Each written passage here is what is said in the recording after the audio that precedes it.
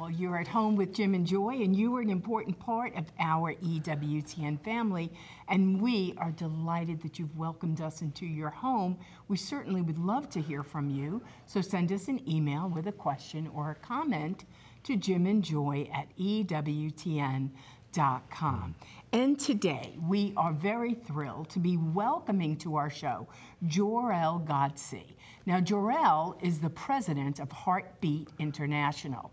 It's leading efforts to equip and support thousands of affiliated pregnancy help centers, maternity homes, and adoption services throughout the world. Active in the pro-life movement since 1988, he began as a volunteer in Florida and went on to serve in leadership roles at local and national levels. And since 2006, he has helped expand Heartbeat's global reach that now serves, and he now serves as its second president. And today he's going to be on our show, and he's going to speak with us about the recent Heartbeat conference that happened right here in Birmingham, Alabama, and all of the ongoing services and the resources that Heartbeat International offers. So to learn more about Heartbeat International, please go out to their great website, heartbeatinternational.com. And we did highlight it on one of our shows last week, where we talked about, because you and I were at the conference, and we got to give the welcome with our very New Jersey accents, and we welcomed people from all over the world to Birmingham, Alabama, and that was absolutely lovely. So the title for this show is The Pro-Life Movement Together for Tomorrow, and I think that was the title for the conference here in Birmingham not long ago. Over 1,500 people, I think, attended it. Vendors from all over promoting pro-life. You get to see the forest, the whole forest. Jor-El gets to see that. Heartbeat International gets to see that. This is going to be a very encouraging and informative show for you to promote the gospel of life. We'll be right back. Plenty more to come. Do not go away. We'll be right back.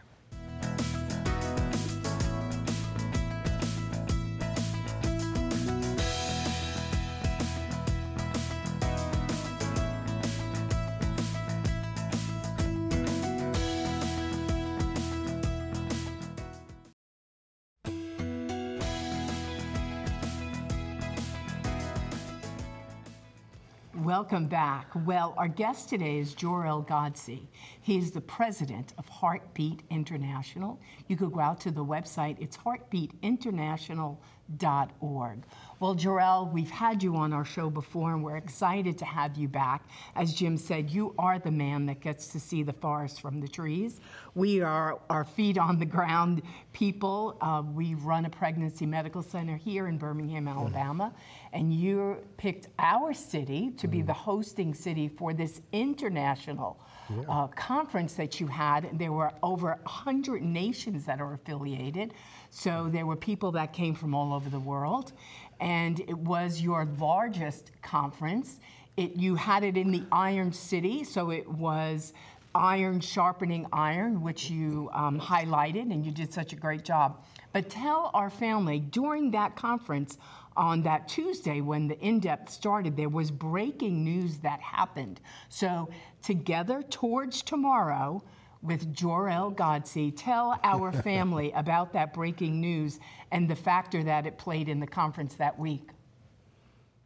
Well, thanks for asking. It was great to be in Birmingham. It was great to be just on the street from you guys. You're amazing, and it was so blessed to have you join us and give us our welcome. But as you mentioned, as the conference was unfolding, we're landing into the conference. We're unpacking our stuff, getting ready for a great time during the week. There was big news. The Ethics for Public Policy Committee, EPPC, produced a report about chemical abortion that was real-life data that showed that, unlike what the FDA had, 0.5% of adverse events, this data showed that it was actually closer to 11%. And we were learning what we knew instinctively, that women were being and are being harmed physically by the chemical abortion that, of course, has been pervasive in our country for now more than 2 decades. In fact, the statistics show that we think that there's closer to 80%, but the actual number that is reported by the abortion industry says about 64% of all abortions are chemical abortions. And what we know now is that there are a higher rate of women being harmed by abortion than we knew before. Yeah. And that was news for us to talk about, to discuss, to help disseminate. We actually had Ryan Anderson from EPPC was already slated to be one of our speakers, and he leaned into that. This information reverberated in the halls of Washington, and of course throughout the halls of our conference as the week unfolded. Yeah, well, it's great that the word is getting out there. As you were saying, on the ground level where we are in pregnancy help centers, especially the medical centers, you know, we have women coming to us that are very concerned, that have taken the pill, and yet they seem to be pregnant. Am I pregnant? Am I not pregnant? Complications. You know, we always do ultrasounds for those trying to determine their pregnancy, but now we're doing ultrasounds. Joy can speak to this better than I can, and our ultrasound techs and nurses. But now, you know, we're doing it to find out, you know, what's going on inside of them. And I saw some kind of a study as well, Jorel, about statistics regarding those who were going to the emergency room dealing in the area of pregnancy. They had numerous categories, and it said there flat out that those who have had chemical abortions now appear to be the highest number of complications that are being seen in the emergency rooms. Of course, people are going to say, this is a scare tactic. The pro-life movement is trying to scare you. Just take the pill and it's all done. They make it sound so easy, but I've never seen women being savaged more than at this time by taking the bait of this news, many of them taking the pill. So you take the pill to about 8 to 10 weeks, taking it after that, maybe taking multiple pills, stockpiling pills and taking them. Speak to this and just underline the point that you're trying to make for the safety of these women. Well, this is where our government has been failing us. The government has been listening to very carefully crafted studies by the abortion industry and not really been listening carefully to its own people. And that's why this study is so important. And it also shows something else. This is just about the physical harms.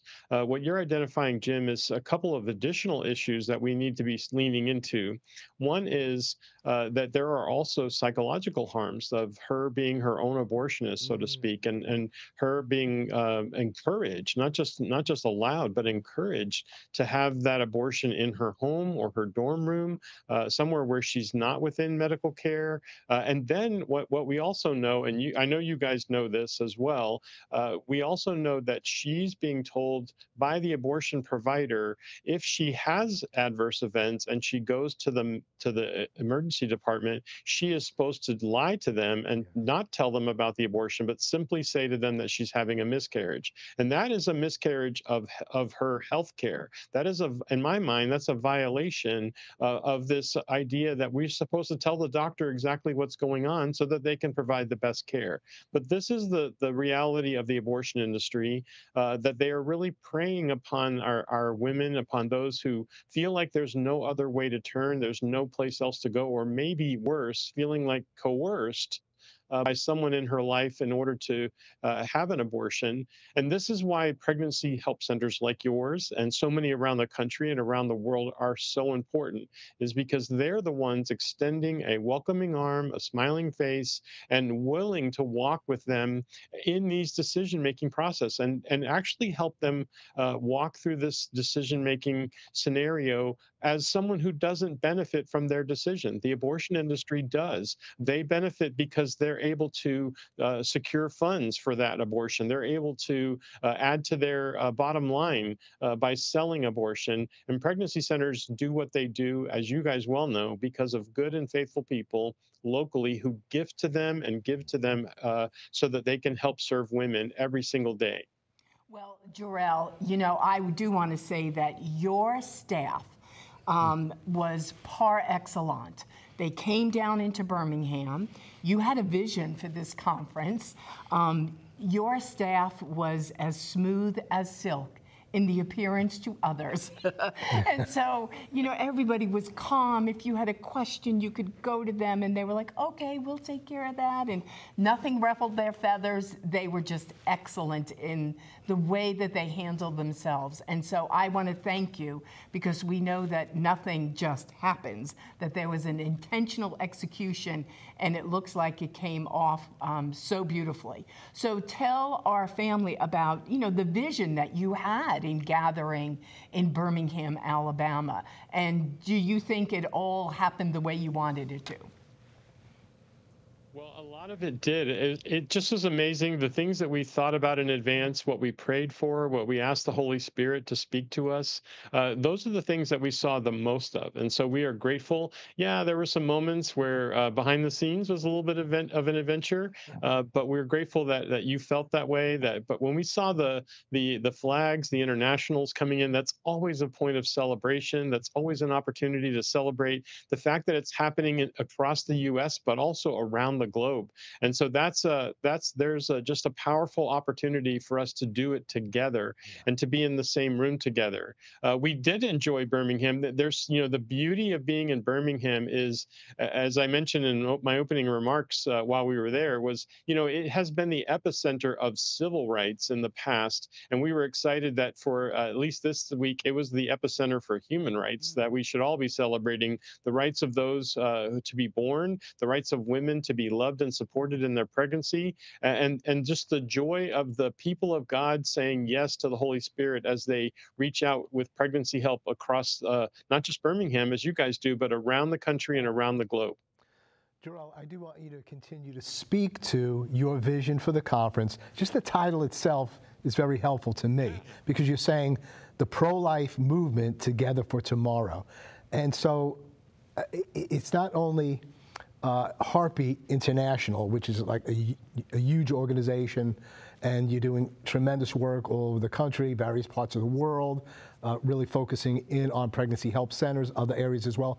But I mean, I don't know how many vendors you had there, and they're not just simply vendors, they're people, aspects, parts of the pro-life movement. And so you have brought together, I don't know, you must have had like 100 vendors there or something. Yeah, it seemed like, and great, you could just spend the day, you know, talking to each one of them, what they're doing. And you were able to bring together so many aspects of the movement. And I think it was one of your largest gatherings ever, probably the most vendors ever. And just that in and of itself was such an encouragement, you know, that people to see one another and say, this movement is moving, we're growing.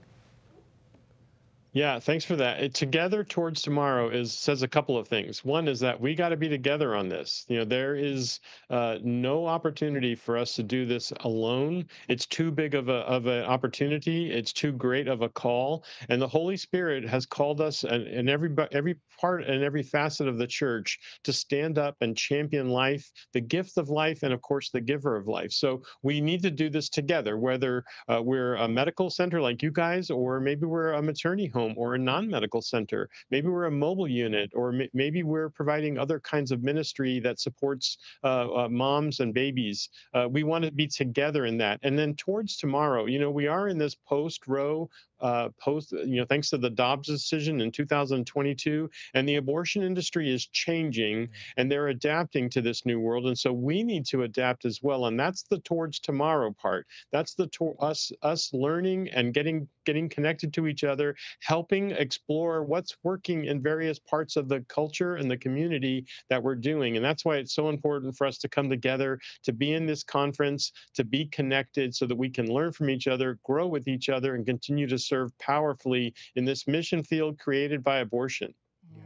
Well, what you're saying is so true, and what you do is bring everyone together, and people may be hobbling along, some may be doing things better than ever, but you're asking us to be excellent. And so even my team, 5 of us came in, we all went on the in-depth day, we all took different training, different tracks that we followed, and we all came away better equipped and ready to implement things that we've learned and things that we're going to do, because you want to empower us to be the best that we can be as those clients are coming in who are being fed the lies from this culture of death.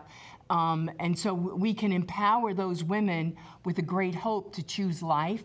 Our war is pharmaceutical. My greatest enemy is despair, and it's also just deception, because they're coming in being fed with lies. And so we are so grateful for all that Heartbeat does to empower all the little brick and mortars and the large brick and mortars and the mobile units and the maternity homes, because the devil keeps morphing himself into more evil, and the people of God need to get brighter and lighter with everything that is good and true and beautiful. I love that. That's very well said, of course. It's the idea that we really are the ones bringing love to the conversation. You know, we're going to love them with the love of Jesus. We're going to help them connect to the God of the universe. We're going to help serve together and impact them, because this is what we've been called to. You're right, Jim. This was the largest ever. It was the largest exhibitor group that we've had. It was the largest number of in-person attendees. By the way, there's a virtual conference still going on, and we're seeing great numbers there. We had over 1,600 there in Birmingham. We have well over 2,000 as a part of the whole conference, because to us it's the two pieces together.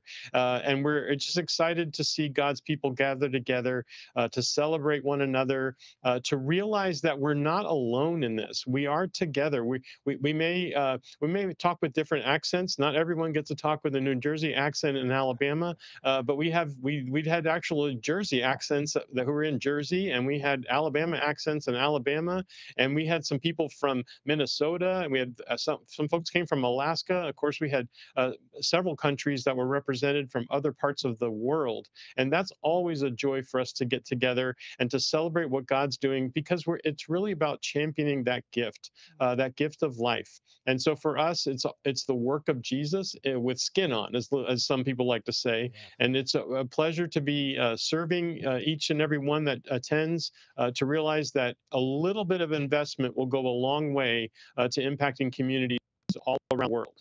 Jarrell, stay with us. We're going to hold you over for the final segment. You'll have a few more minutes to speak with us and to cast the vision together for tomorrow. We'll be right back. Plenty more to come. Please don't go away.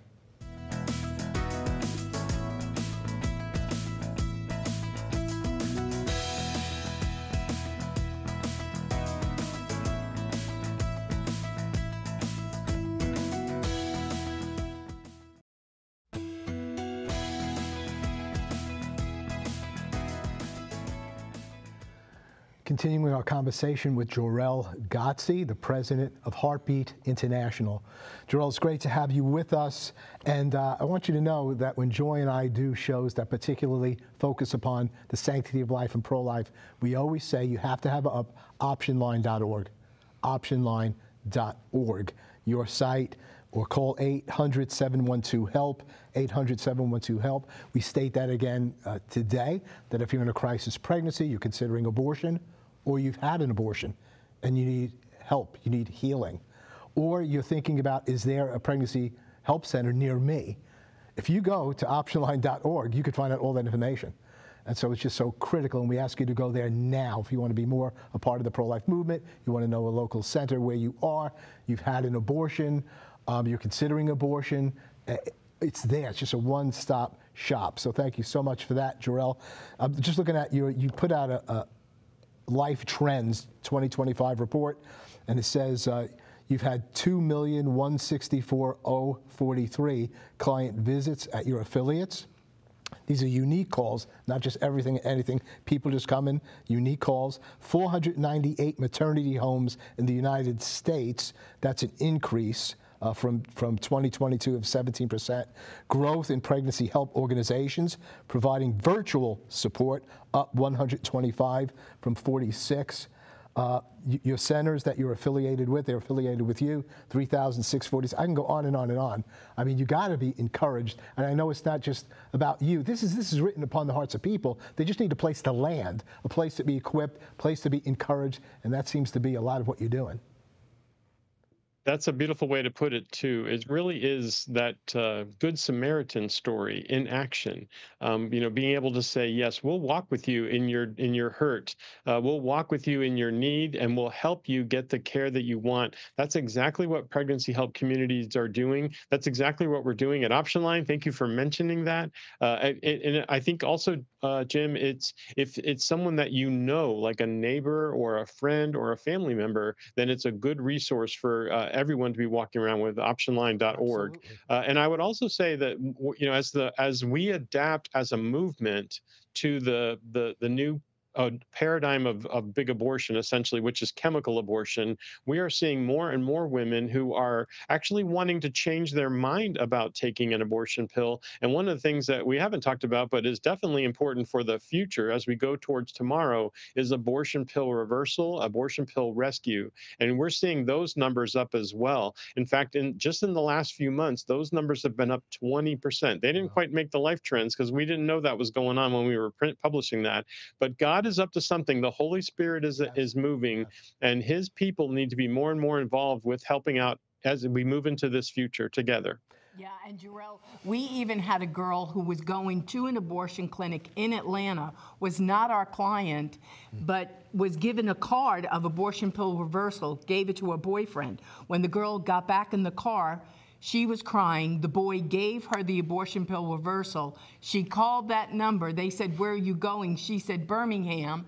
We got hooked up with the doctor. We were able to work with that client. She had that baby, a healthy baby boy. So your numbers is 6,000 plus babies that have been saved from abortion pill reversal. From 2012, and he says an increase of 47% since 2020, approaching an average of 200 reversals starts each month. And I know it's amazing for you to see. Every time I speak about abortion pill reversal, people still aren't aware of it and what's happening, and they're just like, how could that happen? And it's amazing when you see these women and you see these babies. It's like you are on the course to death and to be aborted. But here's this child here.